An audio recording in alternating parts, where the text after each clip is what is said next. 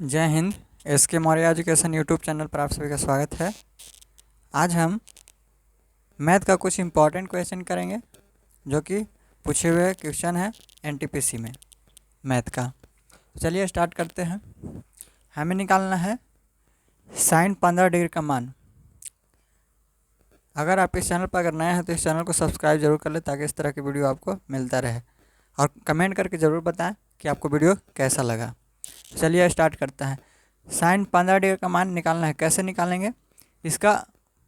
सबसे पहले इसको किस तरह से लिख सकते हैं हम? साइन 15 को हम लिख सकते हैं ऐसे लिखिए जिसका मान जो है पूरा पूरा निकाल सकें। जैसे साइन 60 डिग्री का मान निकलता है, साइन 45 डिग्री का मान निकलता है, साइन 90 का निकलता है और साइन 30 का निकलता है। यानी इस तरह से बैठाइए कि सीधा सीधी उसका जो है मान निकल सके। तो साइन अगर यहाँ पे 60 लेते हैं माइनस ये हो गया 45, अगर 60 में से 45 घटाते हैं तो ये 15 आ जाता है। तो ये हम इस तरह से लिख सकते हैं। चाहे तो ये लिखें या चाहे फिर ये लिखें। हम इसको इसलिए लिखे हैं कि इसका एक फार्मूला होता है sine A minus B, sine A minus B और साइन A प्लस बी का एक फार्मूला होता है। तो यहाँ पे आपको फार्मूला लगेगा साइन A माइनस बी। तो फार्मूला होता है साइन A माइनस बी बराबर sine A into cos B minus cos A into sine B. तो ये आपको याद रखना है। साइन ए माइनस बी बराबर sine A into cos B minus cos A into sine B. यहाँ माइनस है तो यहाँ पर माइनस होगा। ये अगर प्लस में रहता साइन ए प्लस बी बराबर अगर निकालना रहता तो यहाँ पे प्लस हो जाता। तो ये है साइन ए माइनस बी। तो ये फार्मूला हम लगाएंगे। तो sine A into cos B minus cos A into sine B. अब देखिए साइन ए के स्थान पर 60 है, एक ये वाला हो जाएगा और बी ये हो गया। तो साइन ए के स्थान पर साइन 60 डिग्री, फिर इंटू कोस बी के स्थान पर कोस 45 डिग्री माइनस कोस ए के स्थान पर कोस 60 डिग्री इंटू साइन बी के स्थान पर 45 डिग्री। बस केवल आपको बैठा देना है। अब मान इसको याद रखना है। साइन 60 डिग्री का मान होता है √3/2 इंटू कोस 45 डिग्री का मान होता है ये होता है 1/√2 माइनस कोस 60 डिग्री का मान 1/2 इंटू साइन 45 डिग्री का मान √2। तो कोस 45 डिग्री का मान भी 1/√2 होता है और साइन 45 डिग्री का मान भी 1/√2 होता है। तो ये हो गया। ये साइन 60 डिग्री का मान √3/2, कोस 45 डिग्री का मान 1/√2 और कोस 60 डिग्री का मान 1/2 होता है और साइन 45 डिग्री का मान 1/√2 होता है। इसको सॉल्व करेंगे तो ये होगा 2√2 और ऊपर में √3 माइनस 2√2। इसको LCM लेंगे तो हो जाएगा 2√2, यहाँ हो जाएगा √3, यहाँ हो जाएगा -1। तो आंसर हो जाएगा इसका √3 माइनस 1/2√2। तो ये आ गया आपका साइन 15 डिग्री का मान √3 माइनस 1/2√2। तो ये था। आपको उम्मीद है कि आपको ये समझ में आया होगा। आपको इसके लिए ये फार्मूला याद रखना है और सबसे पहले तो आपको इसको मान जो है साइन 45 डिग्री का मान और कोस 45 डिग्री का मान, tan जो है जो इस तरह के जितने भी इसका मान होता है ट्रिगोनोमेट्री का, उसको आपको याद रखना है तभी ये बन पाएगा। तो नेक्स्ट क्वेश्चन अब देखते हैं। क्वेश्चन है यदि एक परिवार द्वारा उपयोग की जाने वाली किराने की वस्तु के मूल्य में 25% की वृद्धि होती है तो उसके व्यय में कितने % की कमी होनी चाहिए ताकि इस किराने की वस्तु पर व्यय अपरिवर्तित रहे। व्यय अपरिवर्तित रहे यानी खर्च जो है अपरिवर्तित रहे। तो 25% की वृद्धि बोल रहा है, यानी 25% की वृद्धि का मतलब है, इसको फ्रैक्शन में 1/4 लिखते हैं। 25% को 1/4 लिखेंगे, यानी 25/100 करेंगे तो ये 1/4 हो जाएगा। यानी कहने का मतलब है कि 25% की वृद्धि यानी 4 में 1 का वृद्धि हो जा रहा है। तो 4 से कितना हो जा रहा है, 5 हो जा रहा है। तो कह रहा है कि व्यय में कितने परसेंट की कमी होनी चाहिए ताकि किराने की वस्तु पर व्यय अपरिवर्तित रहे। तो व्यय जब अपरिवर्तित रहता है तो ये एक दूसरे के इन्वर्स हो जाता है, यानी उल्टा हो जाता है। जब भी व्यय अपरिवर्तित रहे तो ये जो है एक दूसरे के उल्टा हो जाता है। तो ये 5 हो जाएगा और ये 4 हो जाएगा। तो ये हो जाएगा 20 और ये भी हो जाएगा 20। तो व्यय जो है अपरिवर्तित है, दोनों बराबर है। तो कह रहा है कि कितने परसेंट की कमी की जाए, कितने परसेंट की कमी होनी चाहिए। तो कितने परसेंट कमी होनी चाहिए, तो यहाँ 5 है और यहाँ 4 है। तो ये जो है यहाँ पर 1 कम हो गया, कितना में, 1 कम हो गया कितना में, 5 में, तो 100 में, तो हो जाएगा 20%। तो आंसर आपका हो जाएगा 20%। तो ध्यान रखेंगे, कह रहा है कि एक परिवार द्वारा उपयोग की जाने वाले किराने की वस्तु के मूल्य में 25% की वृद्धि होती है। 25% की वृद्धि का मतलब है 1/4, मतलब 25% का मतलब होता है फ्रैक्शन में 1/4, और वृद्धि हो रहा है तो 4 में 1 का वृद्धि हो रहा है। तो 4 हो गया यहाँ, पहले 4 अब हो गया 5। अब कह रहा है कि व्यय जो है अपरिवर्तित रहे, तो इसको उल्टा कर देते हैं। तो उल्टा करेंगे तो ये 5 हो जाएगा और ये 4 हो जाएगा। तो देखिए एक दूसरे को जब गुना करते हैं तो ये भी 20 अभी भी 20, तो व्यय जो है अपरिवर्तित है। तो कह रहा है कितने परसेंट की कमी होनी चाहिए। तो यहाँ पर देखेंगे कि यहाँ से ये 5 है, ये 4 है, तो कितना कम है, 1 कम है। कितना में कम है, 5 में कम है। 5 में जो है 4 जो है 1 कम है, तो कितना में कम है, तो 5 में, तो 1/5 गुने 100, तो हो जाएगा 20%। तो आंसर आपका इसका होगा 20%। नेक्स्ट क्वेश्चन देखेंगे। क्वेश्चन है, किसी राशि पर 10% की दर से 2 वर्ष के चक्रवृद्धि ब्याज यानी वार्षिक रूप से संयोजित है। तो 2 वर्ष के चक्रवृद्धि ब्याज और साधारण ब्याज के बीच का अंतर 50 रुपया है। तो राशि ज्ञात करना है, यानी मूलधन हमें ज्ञात करना है। तो कैसे निकालेंगे, जब अंतर दिया हो तो 2 वर्ष का हो, जब अंतर दिया हो और 2 वर्ष का हो तो उसके लिए फार्मूला होता है कि डी यानी अंतर, डी जो है डिफरेंस जो है अंतर निकालने के लिए PR² बटा में 100 का स्क्वायर, इस तरह से PR² बटा 100 का स्क्वायर। तो डी बराबर फार्मूला हो जाता है, डी अंतर है, डी बराबर PR² बटे 100 का स्क्वायर। तो डी बराबर देखिए अंतर जो है ये जो है CI और SI यानी चक्रवृद्धि ब्याज और साधारण ब्याज के बीच का अंतर जो है डी होता है। तो ये जो है अंतर 50 दिया हुआ है, तो ये हो जाएगा 50 बराबर P यानी मूलधन, तो मूलधन हमें निकालना है तो P छोड़ देंगे वैसे ही। R यानी 10% दिया हुआ है, तो 10 का 2 बार गुना करेंगे। इसी तरह से नीचे में 100 का स्क्वायर है तो 100 गुने 100, इस तरह से 2 जीरो से 2 जीरो कट जाएगा। अब इधर हो गया P बराबर, ये इधर जाएगा तो गुना हो जाएगा, तो यानी 5 पर 3 जीरो, तो ये हो जाएगा 5000 रुपया। तो जो राशि होगा इसका मूलधन होगा वो 5000 रुपया होगा।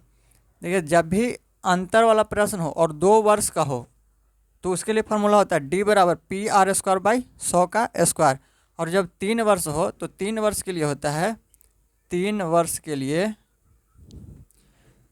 लिए जब होता है तो डी बराबर होता है PR² बटा 100 का स्क्वायर। इतना तो सेम होता है और इसमें इंटू कर देते हैं 300 प्लस R बटा में 100, ये जो है इतना ऐड कर देते हैं इसमें, यानी गुना कर देते हैं इतना से।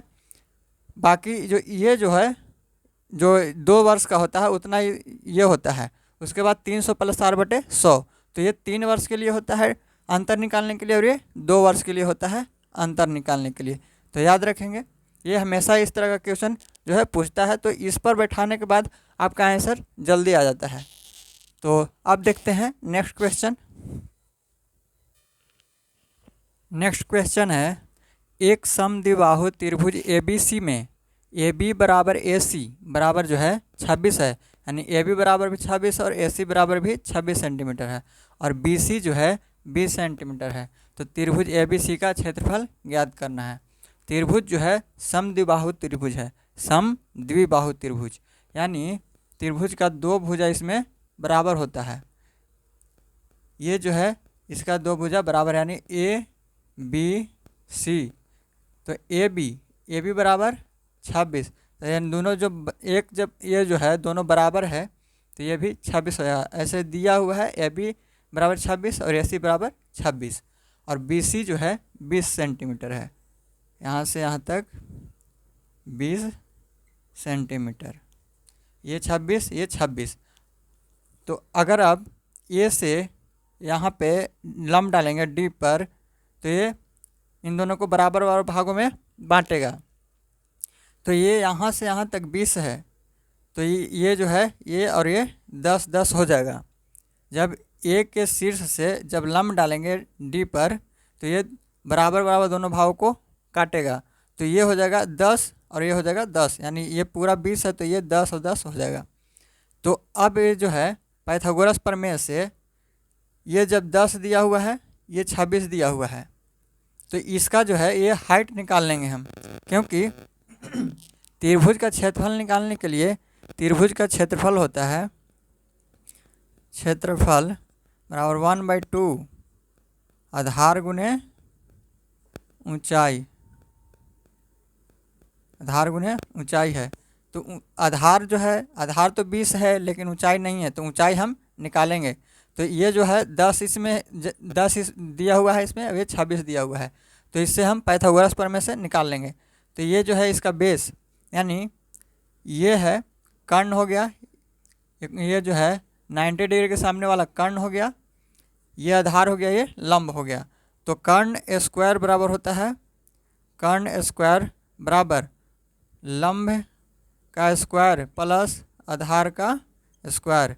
तो कर्ण कितना है 26 है, तो 26 का अगर वर्ग करेंगे तो 676 होता है, बराबर लंब, लंब है H हमें निकालना है, तो H स्क्वायर प्लस आधार, आधार है 10 है, तो 10 का स्क्वायर 100, ये 676, ये 100 है इधर प्लस में, तो इधर आएगा तो घट जाएगा, यानी ये हो जाएगा 576। कितना H बराबर, अब H स्क्वायर बराबर ये 576 आया, तो H ये स्क्वायर है इधर आएगा तो रूट हो जाएगा, यानी H बराबर रूट में 576। तो 576 किसका वर्गमूल होता है, तो ये होता है 24 का। तो ये हो गया H का मान जो है 24 आ गया।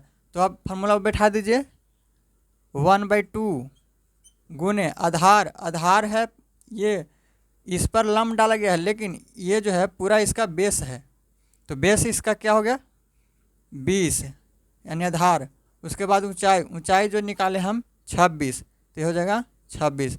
तो काटेंगे 10 दूना 20 और 26 हो गया, ये 200, सॉरी ये 24 है, ऊंचाई 24 निकाले यहाँ पे, तो ये 24 हो गया यहाँ पे, तो ये हो जाएगा 240 सेंटीमीटर जो है स्क्वायर, 240 सेंटीमीटर स्क्वायर इसका आंसर होगा।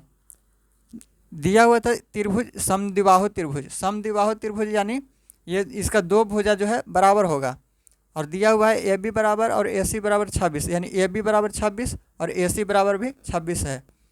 तो समद्विबाहु त्रिभुज में दोनों भुजा जो है बराबर होता है, तो 26 ये भी और 26 ये भी, और नीचे जो दिया हुआ है बेस दिया हुआ है इसका 20। तो अगर जब हम A के शीर्ष से जब हम लंब डालते हैं D पर, तो ये एक दूसरे को बराबर बराबर भागों में काटता है, यानी ये पूरा 10 है 20 है यहाँ से यहाँ तक, तो ये जो है यहाँ से इधर 10 हो गया, यहाँ से यहाँ तक, और यहाँ से यहाँ तक 10 हो गया। तो ये इसका पाइथागोरस प्रमेय से ये जो हो गया आधार हो गया, ये कर्ण हो गया और ये लंब हो गया। तो इससे हम लंब निकाल लिए, और ये जो है आपका निकल के आया 24।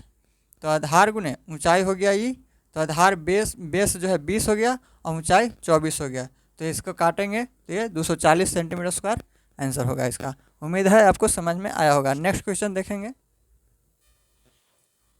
नेक्स्ट क्वेश्चन है, अपनी कार 30 किलोमीटर प्रति घंटा की गति से चलकर विनोद अपने कार्यस्थल 5 मिनट देरी से पहुंचता है। यदि उसकी गति 40 किलोमीटर प्रति घंटा है तो वह कार्यस्थल 3 मिनट पहले पहुंच जाता है। उसके निवास और उसके कार्यस्थल के बीच की दूरी ज्ञात करें। तो देखिए यहाँ पे है, जब वह 30 किलोमीटर प्रति घंटा की गति से जा रहा है तो उसे 5 मिनट देरी लग रहा है। यहाँ पे 5 मिनट देरी लग रहा है। जब वह 40 किलोमीटर प्रति घंटा की गति से जा रहा है तो 3 मिनट पहले पहुँच जा रहा है। जैसे देखिए यहाँ 30 किलोमीटर है, यहाँ 30 किलोमीटर प्रति घंटा है, यहाँ 40 किलोमीटर प्रति घंटा है। तो जब भी जो है ये 30 किलोमीटर प्रति घंटा है तो ये ज़्यादा समय लेगा ही, और ये 40 किलोमीटर प्रति घंटा है, इससे 10 किलोमीटर प्रति घंटा ज़्यादा चल रहा है।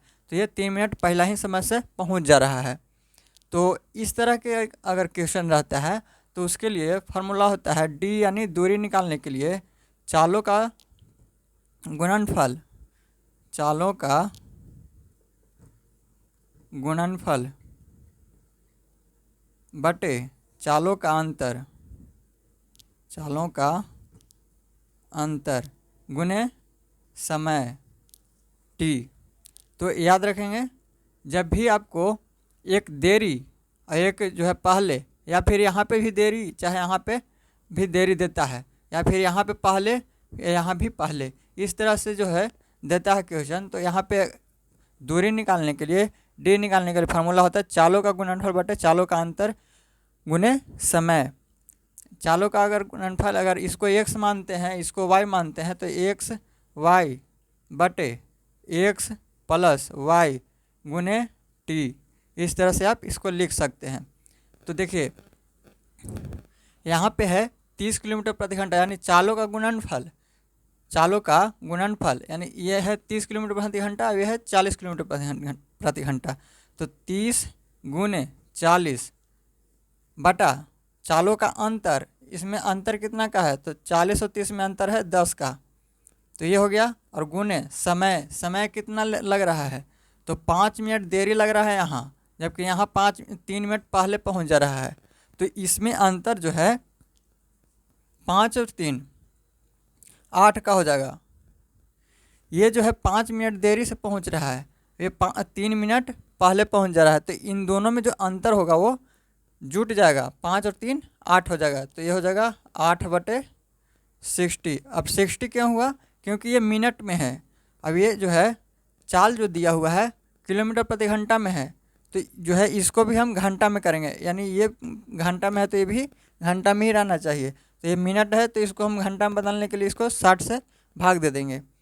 तो काटे इसको, 1 0 से 1 0, फिर 1 0 से 1 0 कट गया, ये 3 दूनी 6 कट जाएगा, ये 4 दूना 8, तो कितना बचा, ये 3 दूना 6 कट जाएगा, तो 4 चौके 16। तो ये हो गया आपका 16 किलोमीटर आंसर। तो याद रखेंगे, जब भी इस तरह से क्वेश्चन हो, कह रहा है कि 30 किलोमीटर प्रति घंटा से जब विनोद जा रहा है तो कार्यस्थल 5 मिनट देरी से पहुंच रहा है। यदि वह चाल को जो है 10 किलोमीटर प्रति घंटा बढ़ा देता है, यानी 40 किलोमीटर प्रति घंटा की चाल से अगर जाता है, तो वो 3 मिनट पहले ही पहुंच जाता है। तो इसमें अंतर कितना का हुआ, 5 और 3 8 का अंतर हो गया। तो ये जो है ये दोनों जुट जाएगा, तो ये है समय जो हो जाएगा 5 और 3 दोनों जोड़ करके लिखेंगे। यही अगर यहाँ पे देरी है, अब यहाँ पे भी देरी रहता तो दोनों को घटा देते हैं, यानी सेम सेम में घटा देंगे और दोनों अपोजिट में जोड़ देंगे। तो ये आपका आंसर हो जाएगा यहाँ पे 16 किलोमीटर प्रति घंटा। तो ये था आपका जो 5 क्वेश्चन हम करवाए हैं, वो सभी जो है NTPC के एग्ज़ाम में पूछे गए हैं। तो प्रीवियस ईयर क्वेश्चन बहुत ही इम्पोर्टेंट होता है, इसलिए हम प्रीवियस क्वेश्चन जो है करवाए हुए हैं।